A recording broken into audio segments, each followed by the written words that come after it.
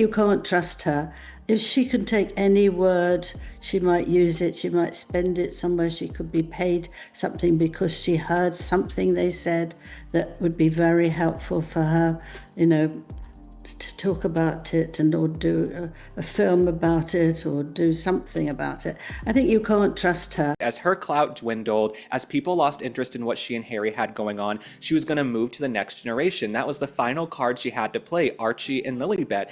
There's a question that's been hanging over the royal family story for years now, whispered behind closed doors and almost never said out loud in public. What are Archie and Lilibet actually being told about their grandfather, about the country they were born into, about the cousins they've barely met, and the family they've barely had the chance to know? Angela Levin, the royal biographer who spent more real, sustained, meaningful time with Prince Harry than almost any journalist alive, has started answering that question.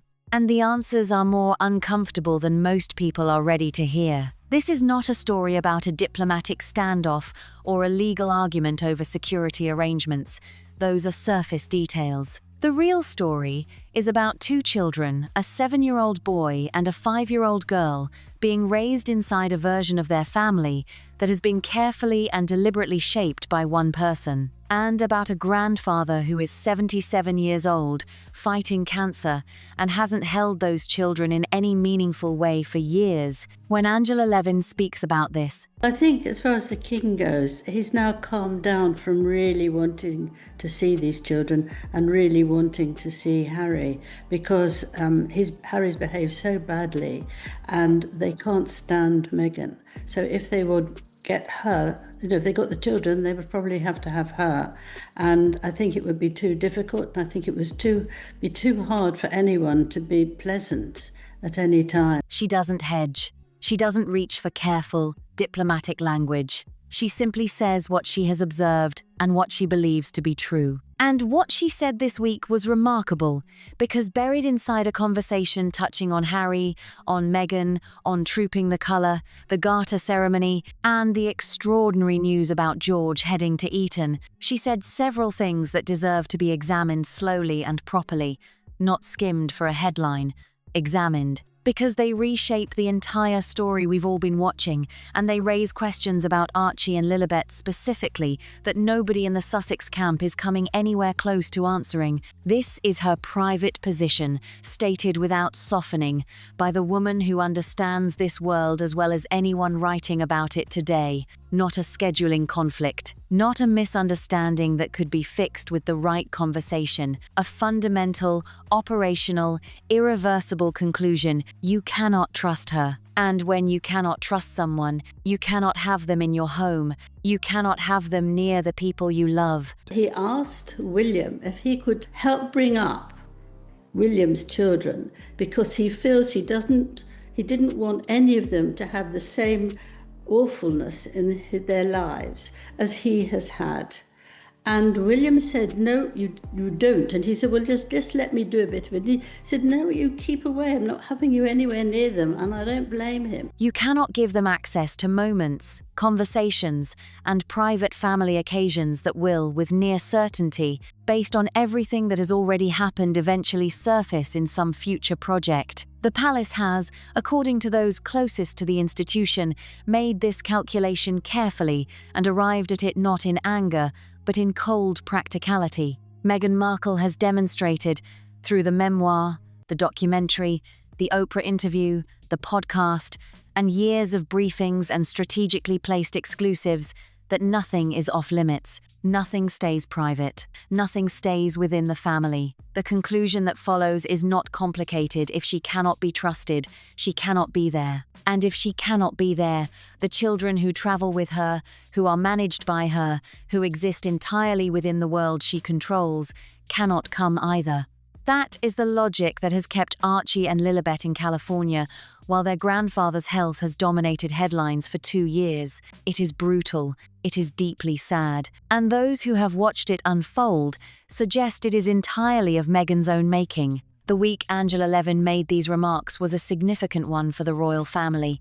Trooping the colour brought tens of thousands onto the streets of London and to the balcony of Buckingham Palace. The following day, the Garter ceremony at Windsor, King Charles and Queen Camilla in their ceremonial robes, processing to St. George's Chapel in a display of tradition stretching all the way back to the 14th century. The truth about Meghan is she will always find a way in which she thinks she can win. And the casualties are irrelevant, whether it's her father, her old best friends, her first husband. There always will be casualties in her life. The question is, when will Harry become the casualty? William, a man who, by all accounts, finds the Garter ceremony a little too old-fashioned for his taste and wouldn't exactly grieve if it disappeared from the calendar, still showed up in full regalia and looked, by every report, incredibly sharp. Catherine and Sophie watched from the sidelines, while the king appeared stronger and healthier than he had in months. And then, slicing right through all that pageantry, came the announcement from Kensington Palace, dropped at exactly midday, in a single clean statement: no fanfare, no press briefing, no spin. Prince George will attend Eton College this September, following in the footsteps of his father and, yes, his uncle too.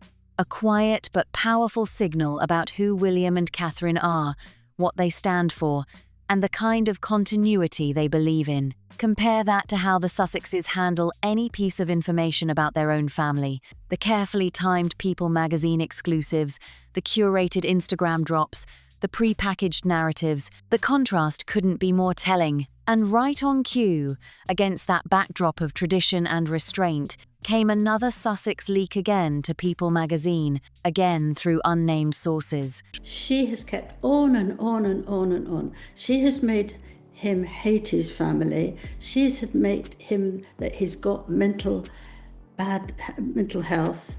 And actually, you can do that. You can have a person in your life who tries to drown you and make everything awful. And she hasn't tried to make him better. Harry would be returning for Invictus events. Meghan, Archie and Lilibet were not expected to join him. Security concerns, they said again. That phrase has now been repeated so many times across so many situations that it's become almost meaningless. Legally real? Perhaps. But as an explanation for what's actually going on? Increasingly hard to take seriously. Those who know the full picture say this is far less about risk and far more about control. Let that sink in for a second.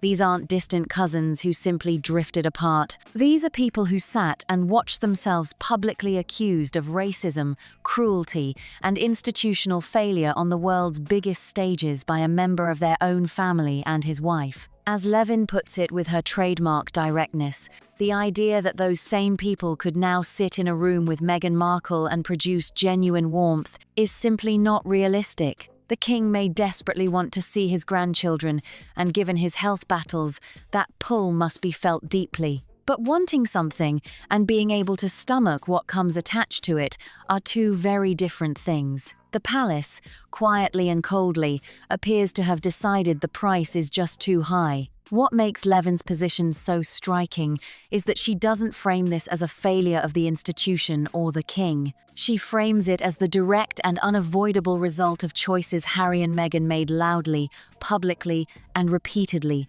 He is scared of her. He does what she wants, and he tries to fill in what she wants him to go off somewhere. He'll do that, but he's scared of her. He's frightened of her, and she can scream and shout, and she knows she's got him around her little finger or more. Over years, you don't get to write the memoir, sit for the televised interview, greenlight the documentary, and then expect the people you named and blamed to roll out the welcome mat. That's not how people work, and it's certainly not how royals work. Those children aren't being kept from their grandfather by a cold and heartless institution. They're being kept away by the weight of every decision their parents chose to make. But none of what Levin said this week hit quite as hard as one specific revelation, something direct, something sourced from her own time with Harry, something that completely reframes what William actually thinks of his brother right now. This isn't about old history. This is about something Harry did,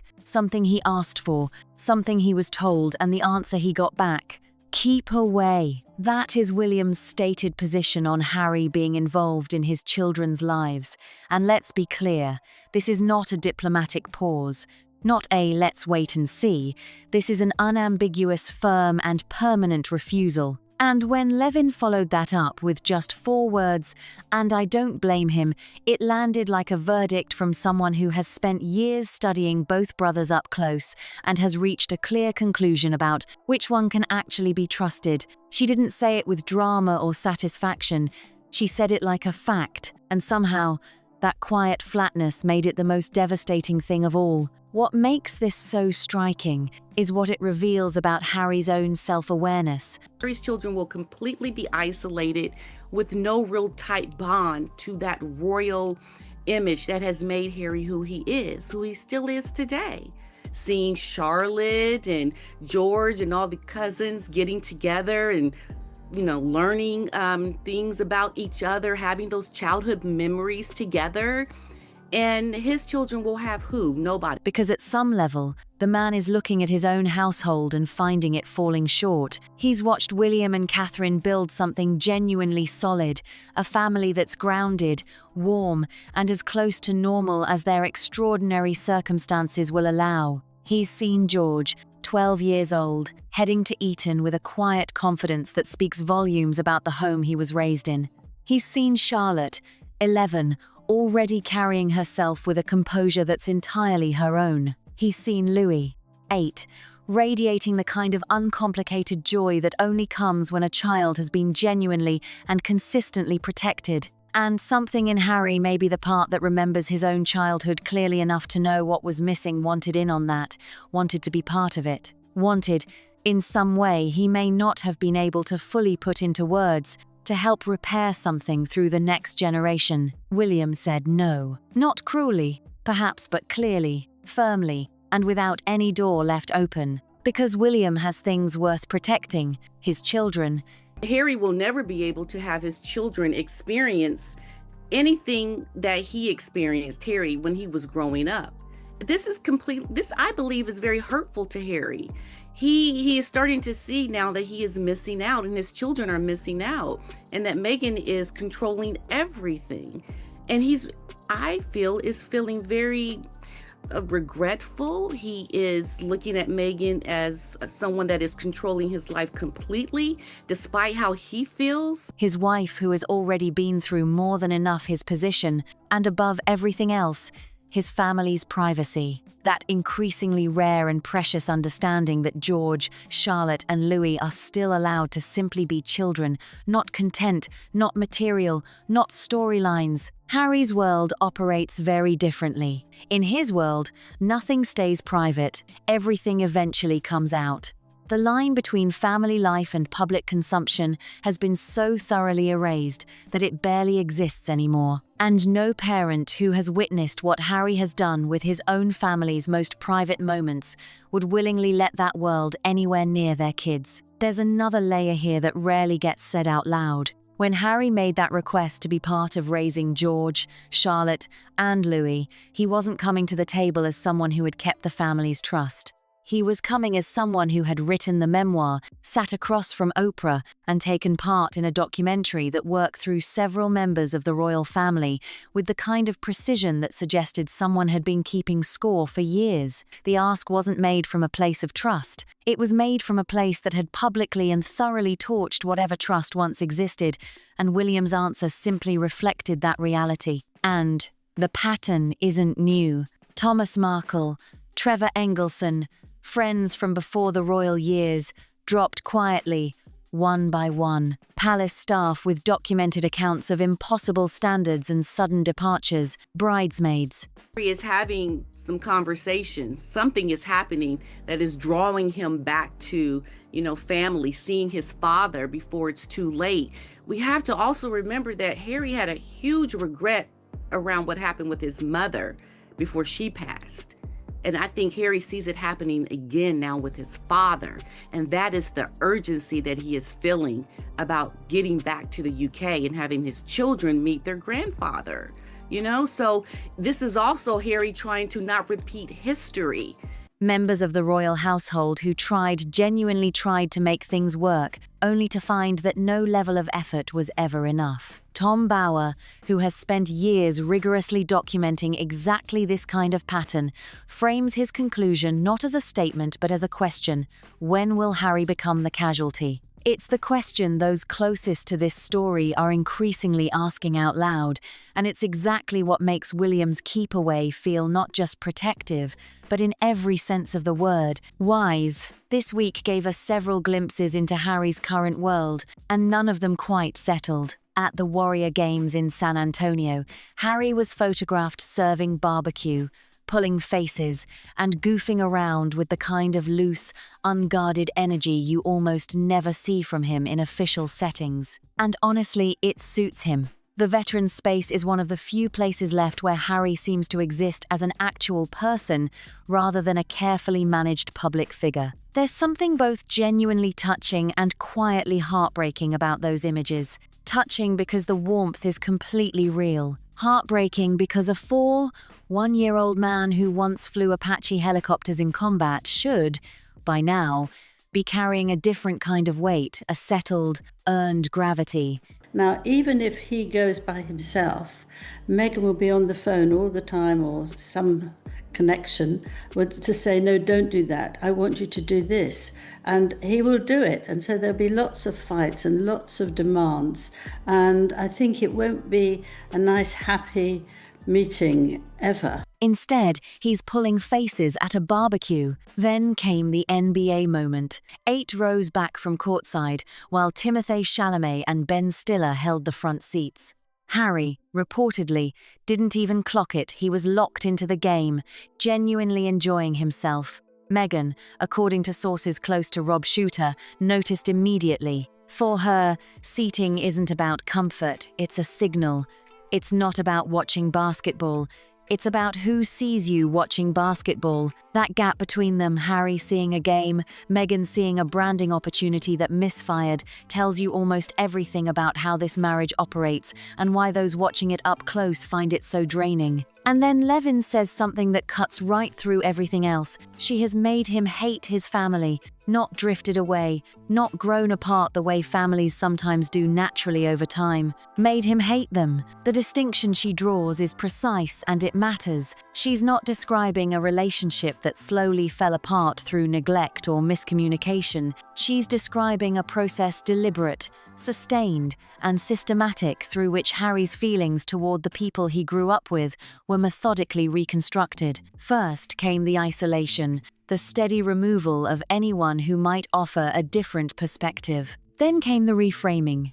Every interaction with his family filtered through a specific lens until care started to look like control and tradition started to look like cruelty. And then came the dependency, the point where the person doing the reshaping becomes the only relationship left standing. Levin watched this unfold, and she doesn't describe it with anger. She describes it with the quiet sadness of someone who knew the version of Harry that existed before all of this. He couldn't bear the things that he said about her. It really hurt him. Right at the beginning, he used to say that Catherine was somebody, he'd always wanted a sister, and Catherine has given me that. She is my sister. She was incredibly nice about her. However, along comes Miss M, and, Harry doesn't like her anymore. She doesn't want Catherine to be more important than her. Now she uses one word: frightened. At 41, the man who flew in combat, who wore his country's uniform, who once carried himself with a completely natural physical confidence, is frightened of his wife. And the consequences of that for Archie and Lilibet are not theoretical. A man who cannot push back on where he goes or what he says, cannot push back on where his children go or who they're allowed to see. Every feeling Harry might have about his father, every instinct toward reconciliation, every quiet awareness that time is not standing still, none of it moves without her say-so. And her approval, sources suggest, is never free or unconditional. Archie is 7. Lilibet is 5. These are the years when children build the memories that last a lifetime, the relationships that become foundational, the sense of who they are and where they belong that quietly shapes everything that follows. What Archie and Lilibet have at these ages is Montecito. What they don't have is Windsor. They don't have cousins growing up alongside them, stacking up shared experiences, inside jokes, and the easy comfort that only comes from actually being together. And they don't have a grandfather who is 77, who is fighting cancer, and who has not, in any real meaningful sense, held them in years. Nobody. And that's the thing about Meghan. She's a very, very deceitful person. That word hits different. George is going to grow up side by side with Charlotte and Louis, feeling the full weight of a family that holds itself together under insane public pressure. He'll have cousins at Eton, cousins at celebrations, cousins at every milestone that marks the years. Archie will grow up knowing Lilibet. That's it. That's the whole circle. And beyond that circle, according to those close to the Sussex household, is a very carefully packaged presentation of warmth and connection that doesn't quite match the reality of two children growing up largely cut off from the family they were born into. The version of Archie and Lilibet that shows up on social media framed, filtered, and dropped with Meghan's signature precision whenever the Sussex narrative needs a relatability boost is not the full picture. It can't be. Not if you take seriously even a fraction of what Angela Levin and others closely tracking this situation are saying about how that household actually runs. Those children have become an asset in the cold, unsentimental calculation behind the Sussex brand. They're the one ingredient that generates genuine warmth, something no amount of polished photography or carefully negotiated partnerships can manufacture on its own. But the gap between how those children appear in curated posts and how they actually live day to day in California is, those watching closely suggest, a lot wider than Meghan would ever want anyone to look at too hard. And yet the posts keep coming, same studied warmth, same soft lighting, same careful framing, all designed to project a domestic happiness that no independent account of the Sussex household would fully back up. Those who study Meghan's social media patterns have noticed something telling the children appear reliably whenever there's something else grabbing public attention. When the garter ceremony is unfolding at Windsor, a snapshot materializes from Montecito. When the Wales family is generating headlines, the Sussex children pop up on Instagram right on cue. None of that is accidental,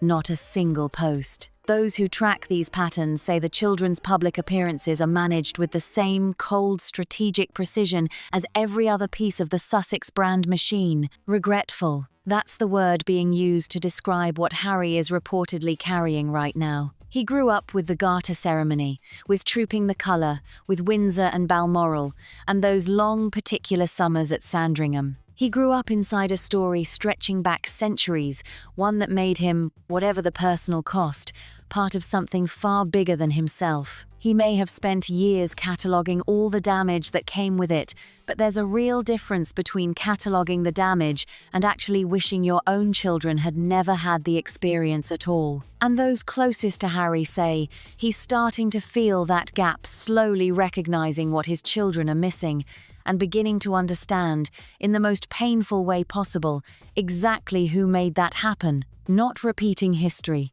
Because the history Harry carries isn't distant or abstract, it's visceral. He was just 12 years old when Diana was lost in Paris. He knows, with a specificity most people will thankfully never have to acquire, what it feels like to run out of time with a parent, to leave things unresolved, to reach for a call that can never be made. And now his father is 77 and battling cancer, and those two young children in Montecito have never had the chance to truly know him. The parallel, for anyone watching from the outside, is impossible to ignore. For Harry, living inside it every day, it must be almost unbearable to face directly. The royal family has responded to all of this the way it almost always does, by simply continuing. The garter ceremony happened, Trooping the Colour happened. George's Eton announcement came out in one clean, quiet sentence at midday with zero fanfare. The institution showed up, dressed impeccably, and let the images do what images of that quality always do. Meanwhile, out in California, a new product launched, a games night got photographed, and a story was placed in People magazine about who would and wouldn't be making the trip to Britain. The contrast needs no explanation, it speaks entirely for itself. It's worth slowing down on the Eton announcement specifically, because the way Kensington Palace handled it reveals everything about the difference between these two royal households. One short statement, dropped at exactly midday. No journalist tipped off in advance, no narrative quietly planted in friendly publications, no explanation of what it means for George going forward. Just, Prince George will attend Eton College from this September, and then silence. Now compare that to how any information about Archie and Lilibet gets handled. The pre-placed People magazine story, the unnamed sources, the carefully calibrated framing engineered to make sure the narrative lands exactly where it's supposed to. That contrast isn't accidental either. It reflects something fundamental about what each set of parents believes their children actually are and what they're for. And even when Harry travels alone, even with 6,000 miles physically between them, the management doesn't stop. The calls happen. The instructions come through. Angela Levin's portrait of Harry's upcoming Invictus visit isn't a picture of a son finding his way back to his father and reclaiming something real. It's a picture of a man on a very long leash allowed to show up, but never allowed to be free, returning to the country of his birth under conditions set entirely by someone who isn't even in it. And the children, who could theoretically have come with him, remain exactly where they've been placed. She doesn't want Catherine to be more important than her. Those words explain more about the last several years than almost anything else you could say. Not a policy disagreement, not a genuine grievance about institutional failure. A very human, very recognizable, and in this context, extraordinarily damaging jealousy. Catherine is the Princess of Wales. She is the future queen. She is a woman who faced a serious health battle with a grace and dignity that earned admiration from people who don't even follow royal news, and who returned to public life with her warmth and composure completely intact. Harry himself once called her the sister he never had, but Meghan couldn't allow that, couldn't sit with it. Because in a family where Catherine's position is simply structural, permanent, and unchallengeable, the only move available to someone who cannot tolerate being second was to exit the family entirely and take Harry along.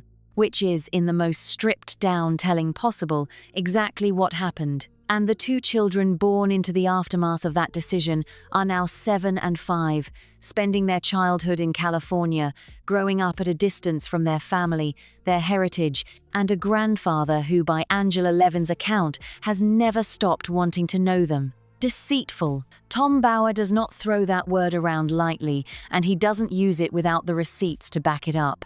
It is his carefully considered conclusion after years of deep research. And what we're left with, after listening closely to everything Angela Levin has laid out this week, is a picture of two young children who are the collateral consequence of choices made entirely by the adults around them. Archie and Lilibet didn't choose California. They didn't choose to grow up away from their British family, away from their grandfather, away from cousins who are out there right now building shared memories at Windsor, while Archie and Lilibet build theirs in Montecito. Those choices were made for them. And the adults who made them will one day have to answer not to the press, not to the public, but to the children themselves. The king is 77. Time is not an abstract concept for anyone in this story. The gap between the life Archie and Lilibet are living and the life they might have known isn't closing. It's hardening, becoming more fixed, more permanent, harder to bridge with every season that passes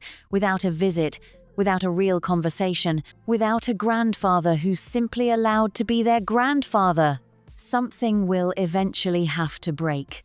The parallel to Diana isn't a rhetorical flourish, it's a lived reality for Harry, who understands better than almost anyone what it truly costs to let time run out. Whether that understanding is strong enough to push back against the will of the woman who has, by every credible account, directed every major decision in the Sussex household for years, that is the question no one can yet answer. But those watching most closely say something is shifting. Something is moving. And Archie and Lilibet, growing up in Montecito, have no idea that the adults around them are running out of time. If you are Archie or Lilibet old enough one day to sit down and read everything that has been said, written, leaked, placed, and published about this chapter of their family's life, what do you think they would want to have known? Not the version their mother curated, not the carefully framed Instagram posts with the soft lighting and the strategic timing, the actual story,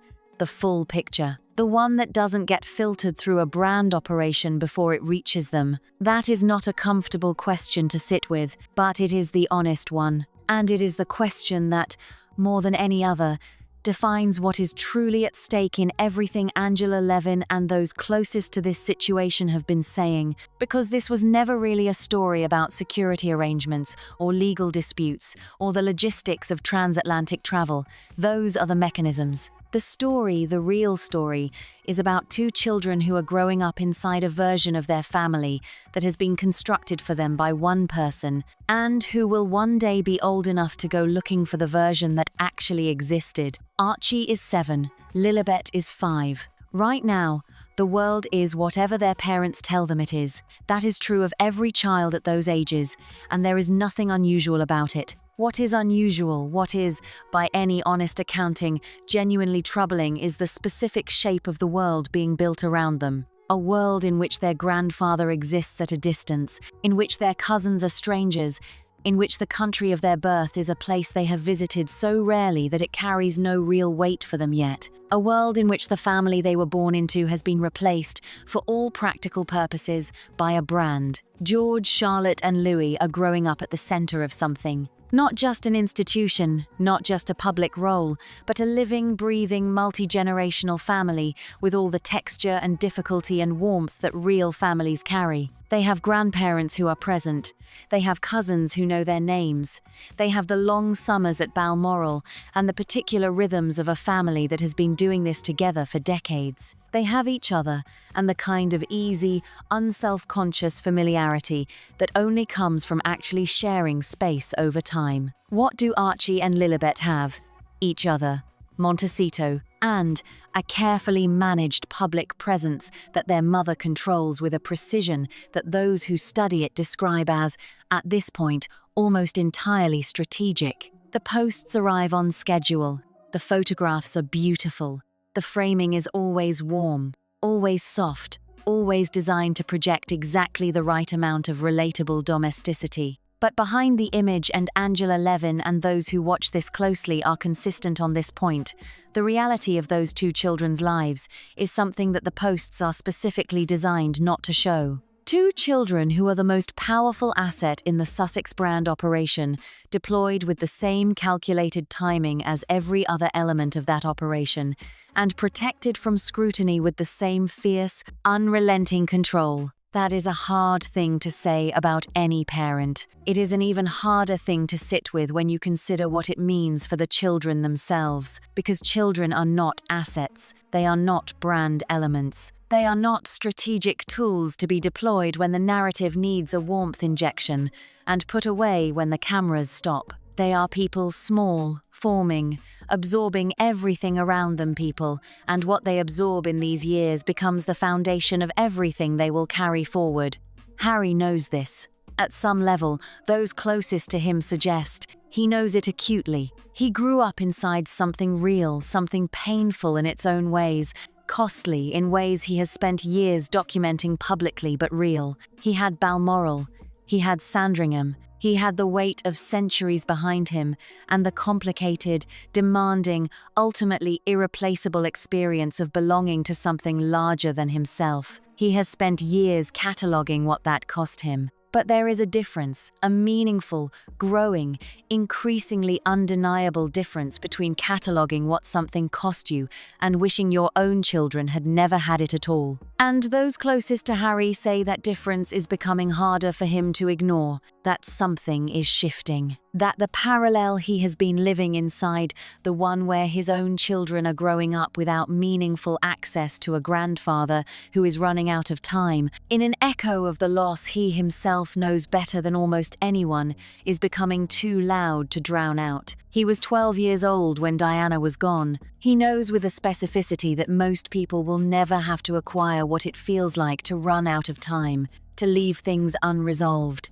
to reach for something that is no longer there. And now his father is 77, fighting cancer, and those two children in Montecito have never had the chance to truly know him, not in any real sense. Not in the way that George and Charlotte and Louis know him. The gap between what is and what might have been is not closing. It is calcifying, becoming more permanent, more structural, harder to bridge with every season that passes without a visit, without a call that amounts to anything real, without a grandfather who is simply, without conditions or complications, allowed to be their grandfather. Something will eventually give. It has to. The question is whether it gives in time to matter in time for those children to have something real with the king while there is still a king to have it with. Whether Harry's understanding of what it costs to let time run out is powerful enough to move him past the barriers that have been placed, methodically and deliberately, between him and the family he came from.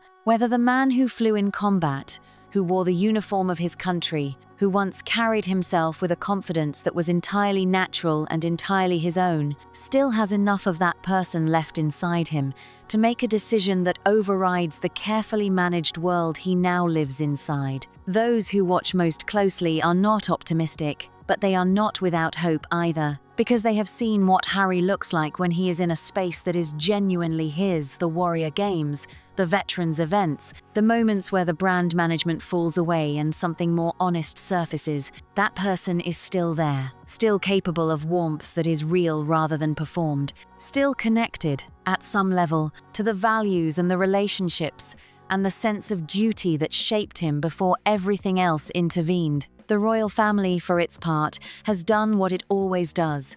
It has continued. The garter ceremony happened. Trooping the colour happened. George's Eton announcement was released in one clean sentence at midday, with no fanfare and no narrative attached. The institution dressed beautifully, showed up completely, and let the images carry the weight. Quietly, steadily, without drama and without apology, it simply kept going the way it has kept going through everything, for longer than anyone alive can fully comprehend. And in California, a new product launched. A games night was photographed. A story was placed in People magazine about who would and would not be making the trip to Britain. The contrast makes itself. It requires no commentary and no judgment. It simply sits there, visible to anyone willing to look directly at it, for exactly as long as it takes to understand what it means. Archie and Lilibet will be old enough to look directly at it one day. They will find the stories and the interviews and the posts and the leaked accounts and the documented pattern of choices made by the adults around them. They will be able to compare the version of their childhood that was presented to the world with the version they actually lived. They will have questions, real ones. The kind that cannot be answered with a carefully placed People magazine exclusive, or a soft-lit Instagram post, or a brand partnership designed to project warmth that independent accounts consistently fail to corroborate. And on that day, the adults who made the choices will have to answer for them, not to the press, not to the public, not to the institution, but to the two people who had no say in any of it and who deserved, as every child deserves, to simply be allowed to grow up knowing the people who love them. That question echoes. I suspect it echoes in at least one house in Montecito, whether anyone there is willing to sit with it or not. Whether it echoes loudly enough and soon enough to change anything that is the part of this story that has not been written yet. If this hit differently today, if it made you stop and actually think, hit that like button right now. It costs nothing and it helps this conversation reach the people who need to hear it. If you are not yet part of this community, subscribe, because there is a great deal more of this story still coming, and it is only going to get more significant from here. Drop your thoughts in the comments. What do you think Archie and Lilibet will make of all of this when they are old enough to go looking for the truth? Share this with someone who needs to see it. And we will see you in the next one.